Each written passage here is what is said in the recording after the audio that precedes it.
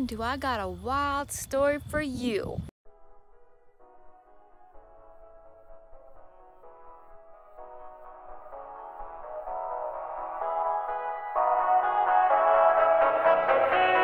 Okay, so yesterday, well, the reason I didn't post was because I didn't feel good the day before, which I always make my videos like the day before I post them.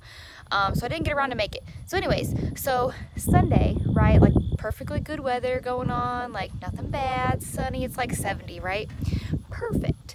Okay, so we got word from our neighbors, thank the Lord, that we were supposed to be getting this like really bad storm. Like, I think it's coming up from Texas with like, now I don't know if this is true or not, but Paul told me like 80-mile-an-hour winds. Like, you just can't like take things lightly, like what Paul says, like, or heavy, however you want to say it, because he kind of likes to exaggerate things. So anyway, so I'm just like, okay, whatever.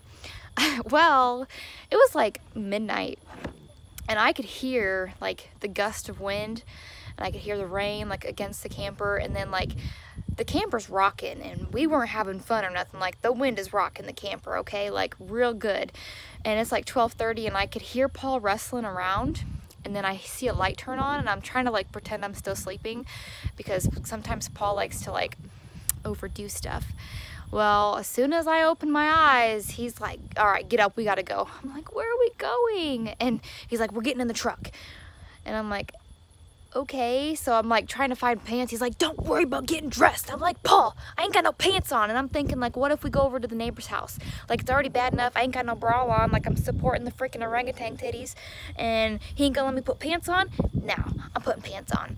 So I'm putting pants on in this side of the trailer, and then clear on the other side of the trailer, he's peeing. So I'm like trying to get by him. He's like, what are you doing? I'm like, can I pee? He says, no, we don't got time to pee. I'm like, oh my God, I'm gonna pee my pants. So anyways, so he's like freaking out. This is how Paul does. I don't know if it's like the prior military like person in him that he like freaks out like this or what, but it's crazy. So I grab my son, I wrap his blanket up around him, and we wake the daughter up, and I thought Paul was gonna carry her, but apparently not. So she's following behind me, and I can, before I even open the door, like I can hear it like beating against the camper. The wind is howling. I'm like, oh my God, what are we getting ourselves into? Well, I open the door up, and I can barely see because of, like it's raining so hard, and the wind's blowing, so it's like, I don't know, almost like a fog of rain. So I'm like, oh my God, I step out. I can barely breathe. It's so cold, and I'm like just out of a dead of sleep. And like, I'm trying to stay to the side, so all the like the rain is beating the side of my head, the side of my body, just one side. I got the boy wrapped up, covered over my shoulder. I got the girl behind me, come on, let's go. And she's like, it's raining. I said, I know. And luckily the truck is like right next to the camper. So like I open the door, and I'm like, get in. And she's trying to get in as quick as she can, but like the ground is like covered in water, and it's just like, it's crazy. And she gets in, and I barely just get in, and the door like shuts itself. That's how windy it is. We get in there, and we're sitting there, and it was pretty bad. Like, to be honest, like it was, like Paul said, it was safer to be in the truck than the camper, because the camper wasn't rocking, and it wasn't from us. So we sat in there for like an hour, because at like 1:30 it was supposed to have passed us. So we sat in there until about 1:30, until it like died down. And we went back in the camper, and Paul's like, would you have just like slept through it? And I said, honestly, probably. Like, I don't get as freaked out and paranoid as he does. So like, I mean, it was a little concerning, like the camper rocking back and forth like it was, but as far as the storm, you just gotta let it play out.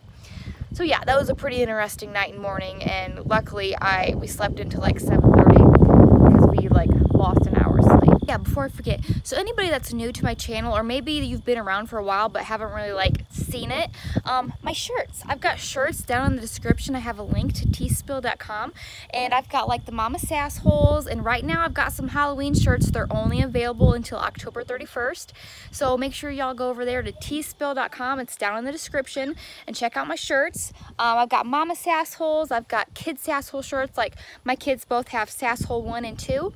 There's Aunt and Uncle Sass holes, like what was it, Aunt of Sass holes or something like that.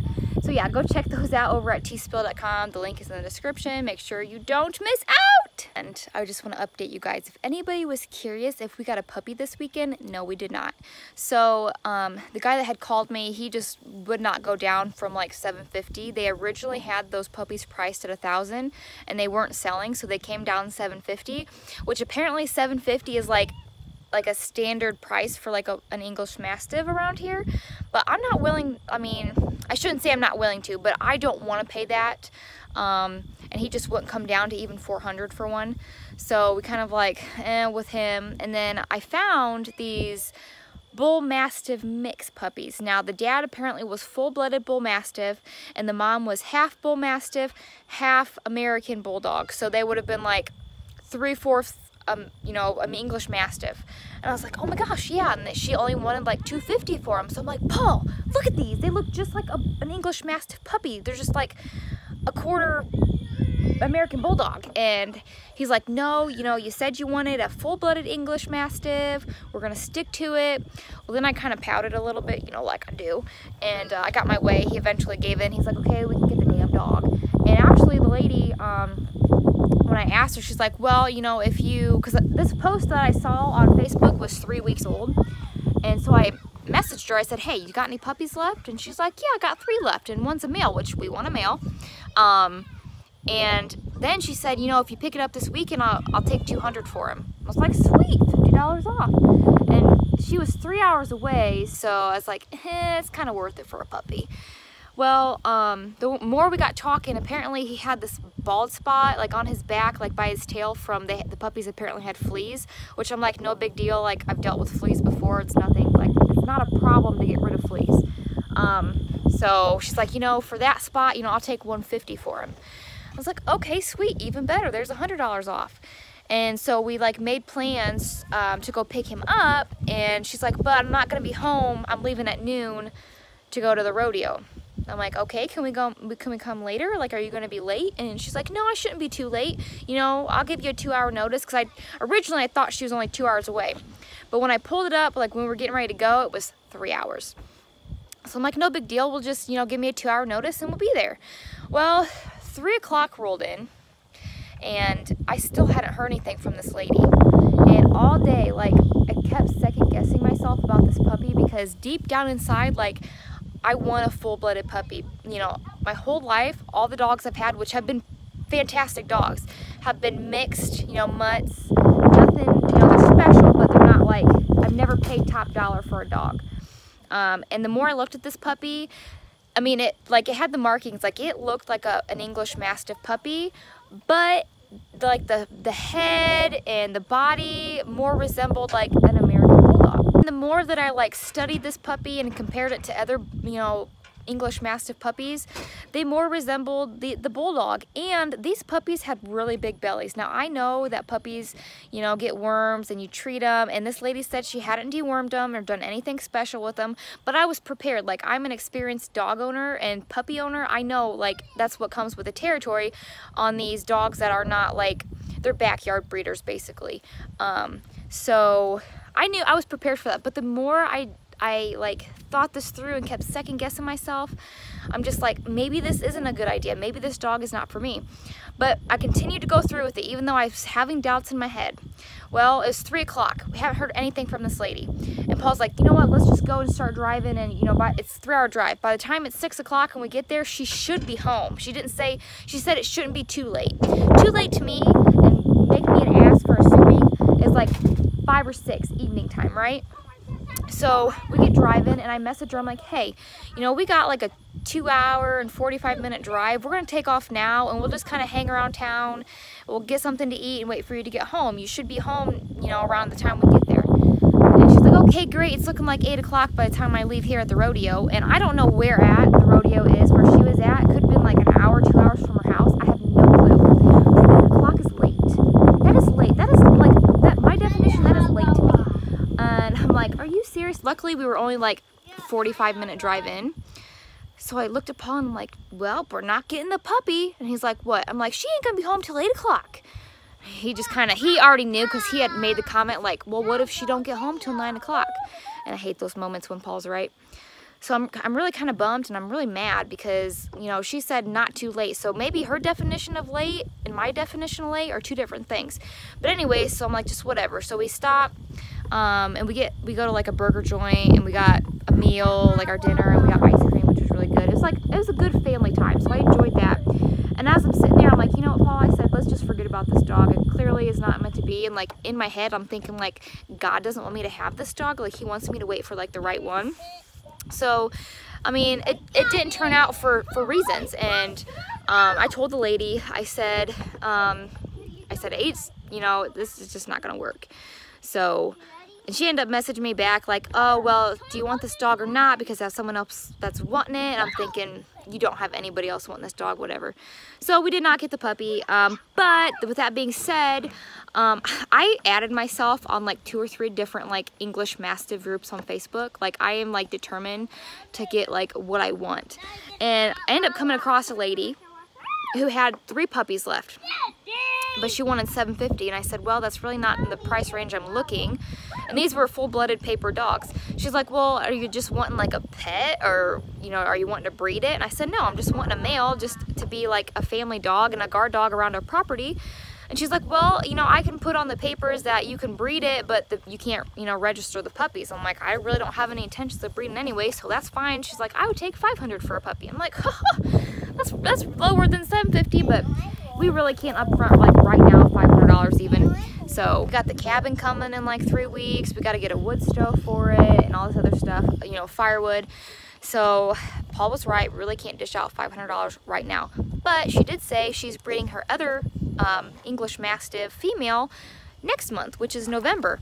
So I had a really long conversation with her. She's gonna keep me updated when she breeds a dog. That way we can buy a puppy from her, and they're full breeding rights, AKC registered, and the puppies will be able to take home either April or March, depending when the female breeds. So I will have a puppy that I want full-blooded, but it won't be till the spring. So needless to say, I will eventually have what I want. It's just gonna take a little time.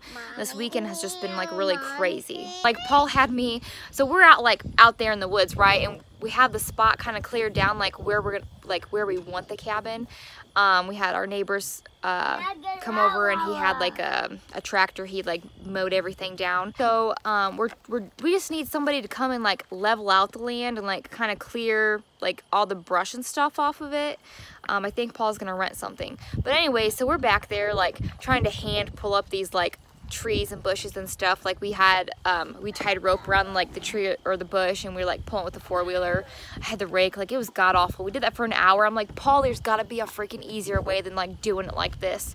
He's like, nope, there's no other way. This is called hard labor, blah blah blah. You know how Paul does. I'm like, not for me. So I think we're just gonna rent. We really didn't know any places around here like where we could rent like a dozer or anything like that to do that. But I actually had somebody tell me that you can. So he's gonna check that out today, and hopefully that can get the job done. And on top of all the craziness, we got the stove to work. Well, the oven, the stovetop works in the camper, but the oven just wouldn't light. Well, we have to hand light it, but it works. So yesterday or Sunday, I made 4 loaves of bread. We gave the neighbors a loaf, and then Paul took a loaf to work. I made jalapeno bread. It's like one of Paul's favorites. So I'm pretty excited because now I can make like some homemade cookies and stuff like that until I build like my my pizza oven, my outside oven, whatever. So, and I had some people ask me how I plan on cooking like during the winter time. Now, I've never lived in Oklahoma, so I have no clue like what the weather is, but our neighbors told us, they've been here for a year. They told us like some days it got really cold, but then mostly it was like maybe 60s, 70s, like it was okay weather. So I don't think it's always cold and like there's a bunch of snow and stuff here. What I'm taking it is it's more like our weather like in Tennessee in the winter. But even that, when we get our cabin, I will have a wood burning stove, which will heat the cabin, but also it'll have a cooktop so I can, you know, cook inside too. I mean, we have plans about like, you know, different like layouts and stuff, what we're gonna put in the cabin. They'll probably change the more we actually get into the cabin and stuff like that. But that's my plan, is we're gonna have a wood stove and I can cook on top of that. And then when it's nice, you know, I can still cook outside. Even if it's a little nippy outside, like I don't mind. Like I am a true mountain woman. I have discovered that, like this is my true calling. So that ain't gonna bother me none. And I've had some people ask about if we're building a house, building a cabin. We had this cabin custom built, framing. Like it's gonna be like the whole outside, like the framework is all gonna be done. So it's almost gonna look like a shed cabin, right? And then the inside is a blank slate. So we'll have to put walls up, do insulation. I think instead of drywall, we're gonna do like pine wood boards, almost like shiplap through it, like make it look like really rustic, like it's gonna look cool. So we have to basically, like, it's a blank canvas that we can do whatever we want with it. And we won't have like, you know, we're gonna have like the basic amenities, you know, like a toilet and a shower, a kitchen, stuff like that, but it's gonna be different. We're not gonna have like, you know, water just coming out of the faucet. We're still gonna have to carry our water in and boil it, stuff like that. We won't have a flushing toilet. We're gonna do a composting toilet. Now we talked about we're gonna get a cutout of a shower, you know, like a plastic cutout, and then we're gonna make some kind of like shower head, but we're still gonna have to fill up like our little thing we have going on, turn the spout on and let the water run out that way. So we're not going to have like running water or anything like that. We will have electricity. We are off grid. We are not Amish. Okay, we will have electricity. That will be run off of our solar panels, or we have a generator that for 2.5 gallons of gas, it runs 11 hours. So I say that's pretty good. And right now we're only running it at nighttime when it's really cold, like it's gonna be like in the 30s. We run it for the heat. And then Sunday when I wasn't feeling good, Paul turned it on and we turned the air on. Sometimes when it gets too hot and I'm already not feeling good, it makes me feel even worse. So Paul kind of just gave me like a treat with some air conditioning. And I got spoiled because as soon as he turned it off, I'm like, man, it's hot in here. And it really wasn't. Like, my hormones have kind of been like, ugh, lately. I've had like hot flashes for like the past like 4 days. I don't know what the deal is. Probably my hypothyroidism. I don't know.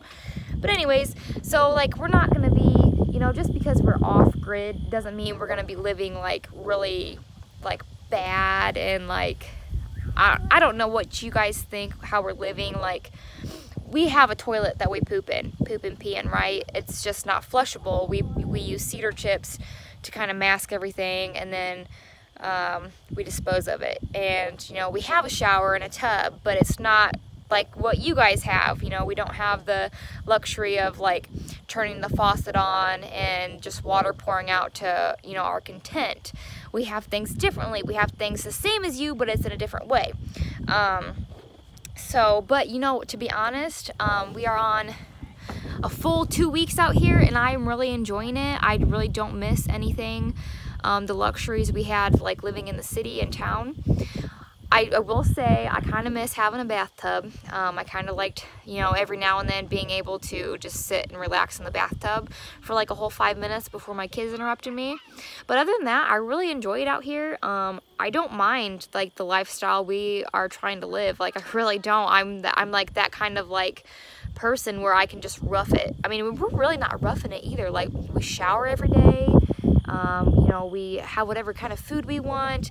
Limited, we do have a cooler, so we can't fill it up with a bunch of stuff.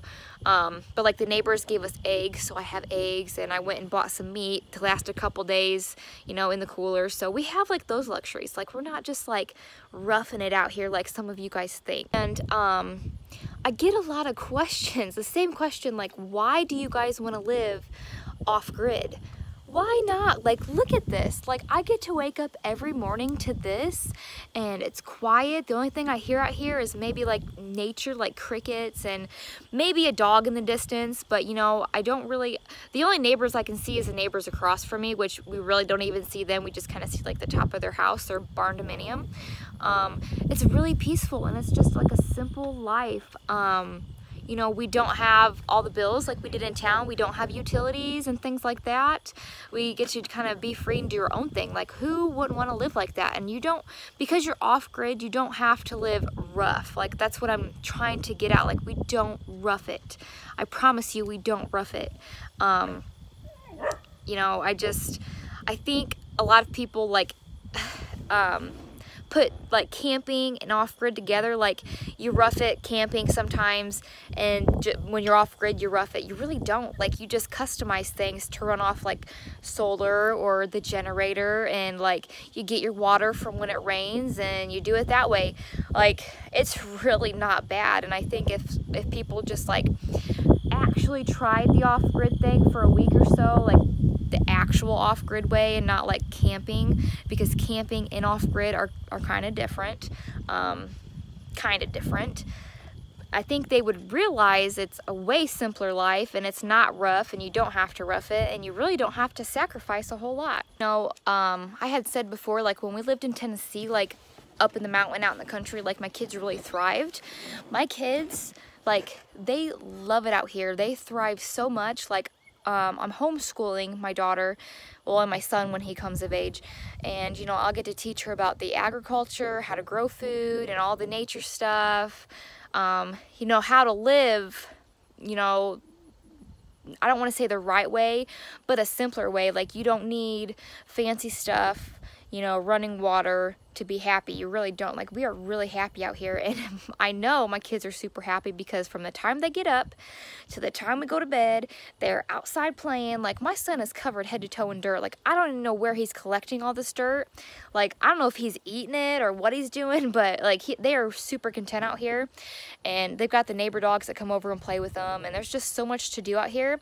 Like, a lot of you think there's nothing to do, but there's a lot to do out here. Like, there's so much, like I've said before, when you're out here, like the whole like simple life thing, you are using like your whole head. You know, you've got to be creative, you got to think outside the box, you really got to be like on your toes. You get to use your whole brain for that, opposed to when you're in town, you know, there's things that will do what you need done, or you know, if there's something wrong, you can Google it. You really don't have to use your whole head. Like, problem solving, you really don't problem solve when you live in town. I mean, you just have those luxuries. Out here, you don't have those luxuries. Like, I only get like 1 bar of signal, so you know, if something's wrong, I may be able to Google it, but more than likely I'm not going to be able to Google it, so I'm gonna have to come up with something to get done what I need done. I just think that a lot of you guys have the wrong impression about like this lifestyle and living off grid. You're only getting like what you've seen like on YouTube or whatever, what you think your definition of living off grid is. So, but like, we really like it out here, and you know, it's gonna take a while to get like everything set up how we want it, but we can make it how we want it and do things how we want, like our way. So that's the nice thing about like doing this whole process. So not a whole lot going on today. I gotta hang some laundry up. I was in town most of the morning getting some gas and water and stuff like that, but I just kind of wanted to share some stuff with you, you know, my story of last night, and more in depth of like off-grid. Like, I think a lot of you guys like have it wrong, like you're misjudged living off-grid. So and I do see your comments.